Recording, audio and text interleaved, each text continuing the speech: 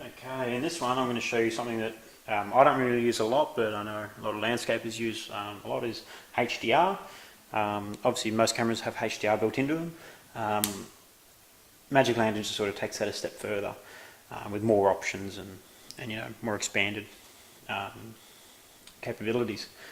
So to do HDR bracketing, what we want to do is go into your Magic Lantern menu and obviously go across to the shooting menu and go to HDR bracketing.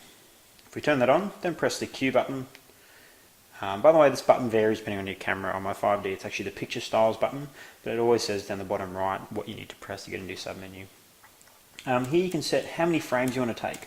So set to just the usual, 1 or 2 or 3 frames. You can actually go up to 9, or even auto detect. Auto detect is really handy if you've got a really varied exposure. What it'll do is automatically detect the darkest part, shoot from that.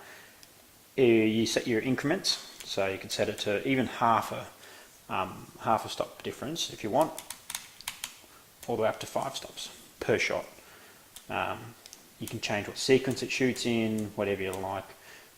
That doesn't really matter, I think, but it can for some people. So I'm going to have to manually override this one because auto detect, I'm inside. It doesn't really need to be HDR, but just for argument's sake, let's do say 6 shots, and I'm just going to do them with a half a stop difference between them because otherwise it's just going to take too long if it starts doing long exposures. And set a 2-second delay automatically, so that way you don't accidentally shake your shots.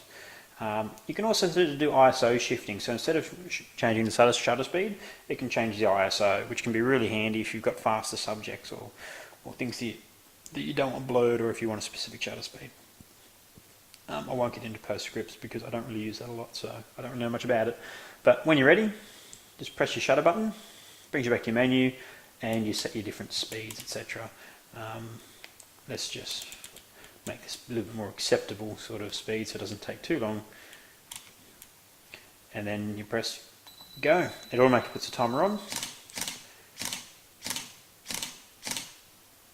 Then goes a little bit crazy taking the photos for you. So yeah, that's a 5-shot bracket done.